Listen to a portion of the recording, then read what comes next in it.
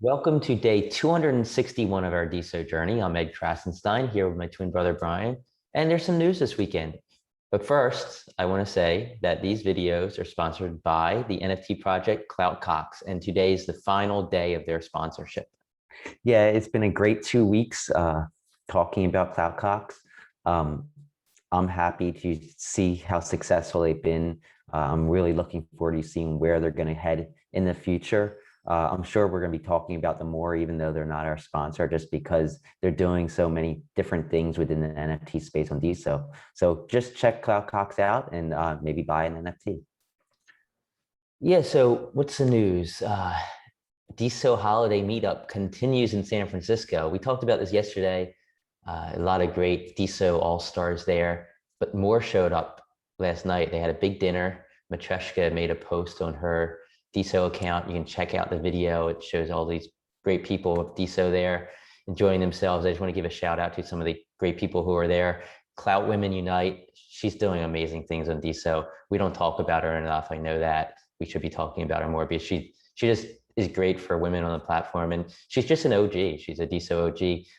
Alina Ferry, who we've interviewed on the show, another great woman who's doing great things on DeSo. Darian Parrish, also been on our show before. Doodles, everybody knows Doodles. He runs the Doodles Academy. Who else was there? Oh, Wilfred Chung. He's another OG. He's been on you see him in those clubhouse rooms all the time. BitBoss, another big clubhouse guy. Cassius Cuvée. He's probably one of the more entertaining people on DeSo. Ready Player One, Luca. He's another guy who was there from day one. Then there was Nicole's Kitchen, who's been great. Ben Hofeld, who we talked about yesterday a little bit. Pink Ketchup, Art, everybody knows Arts. He's like one of the VCs who has been there from the beginning and has stuck around. He's been one who's really been active in the community and hasn't left. So he's been great. And of course, Matreshka. Yeah, Matreshka is everywhere. Like every meetup, every event, she's there. I'm pretty sure there's more than one Matreshka. I think there's like 5 of them. That makes sense. That definitely makes more sense now. Yeah, so yesterday was a big day for Badass Baboons, the NFT project by Daniel Kemp.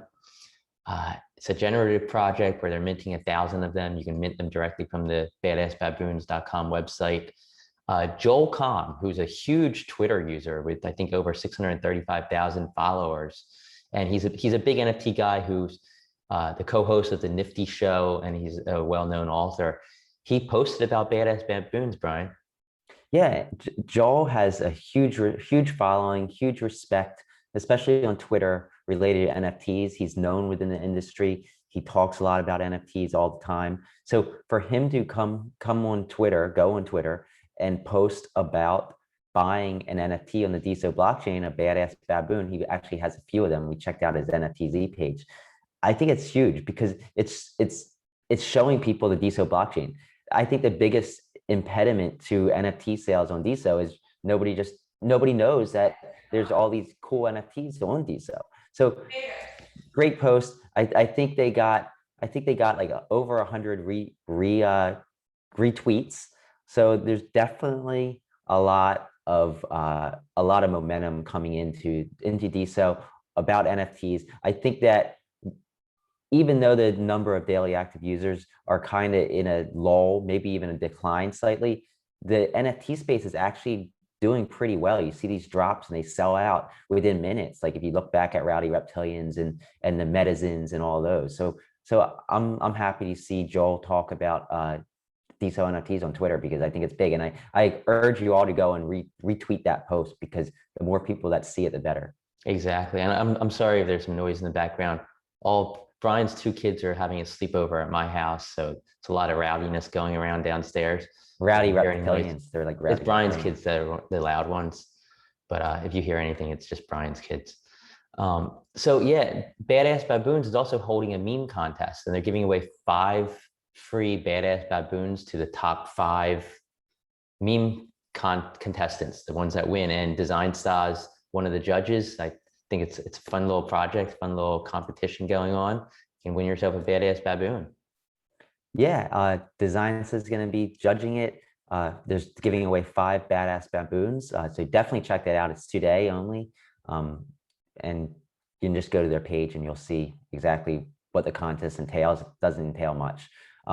Also, Ed, I heard somebody in the background say Natter, it sounded like, or Nader. Like, do you have fans at your house that are trying to get on the show? No, it was my wife. She was asking me if I wanted eggs for breakfast. Okay. I didn't realize we were recording yet. But Paul Burke, do you hear Cloudy Cat meowing in the background now? Anyhow, We don't hear that. Everybody's distracting me this morning. So Paul Burke made a post on Discord about NFTs and the extra data field.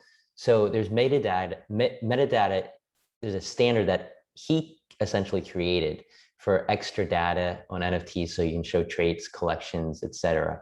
And there's kind of like this, we're in this stage where people aren't exactly sure what type of data to use or how to syntax, like what type of syntax to use for creating that data. And Paul Burke created the standard, which I'd say 80% of NFT artists who are using traits in their projects are using. And there's kind of like a push to get it to become like the standard used within the whole NFT space. And I think it's, I think it's something that's needed. He has a suggestion though, and this was a discussion that was going on in one of the developer Discords, that for those who didn't add extra data, there should be a way for them to add it now. And, it's that issue because it's an issue because, you can't edit posts. You can on CloutFeed, but there should be a way for these artists to, like CloutPunk, for example, who minted NFTs like on day one. And now they can't have the extra data because they can't add it to the field for extra data. I think it's something that the core team should look into doing, is allowing for people to add to the extra data field, maybe not edit it. And this was Paul Burke's idea, by the way, but add it if it's not there.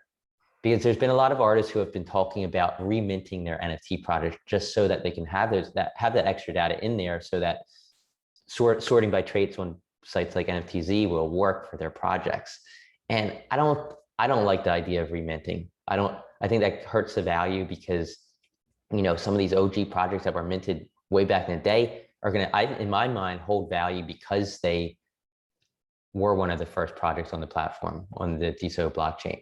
So like I said, I'm sorry if I'm saying the same thing over and over again. I think there's an important need for artists to be able to add to the extra data field. Yeah, I agree. I don't really have anything to add to that. But yeah, and I just want to say Paul Burke's doing an awesome job at just communicating with the general community and also trying to build on top of it. So thanks, Paul, for everything you do. I do want to say that, like Ed said in the beginning, it's the last day for Cloutcox. I want to just congratulate them on everything they've been doing. I also want to say tomorrow we should have another auction for the next 2-week sponsorship. Just look for that tomorrow morning. It should probably run for 24 hours. So if you are interested in sponsoring these videos, feel free to check that out sometime tomorrow. If you're not, then thanks for watching. Yeah, and one last thing, the AscendX hack. They were hacked for $80 million yesterday. Yesterday, was it? Yeah, so AscendX made a blog post. There was a hack of a hot wallet, so not a cold wallet. It was a hot wallet on their system. $60 million in Ethereum was hacked. Another, like, I think it was 8 or 9 million in Binance Smart Coin. And another, I think 8 or 9 in what was it? I forget what other currency it was. My mind's running. It wasn't DeSo. Oh yeah, Polygon. Another like, it was a total of $77.7 million hacked. It did not affect DeSo at all, so don't worry about that. It was ERC20.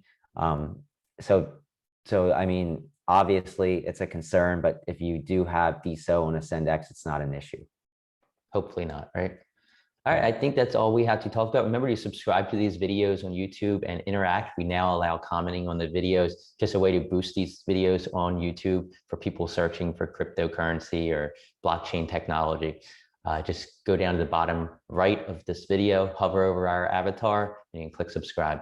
But thanks again, and we'll talk to you tomorrow. Everybody have a great weekend.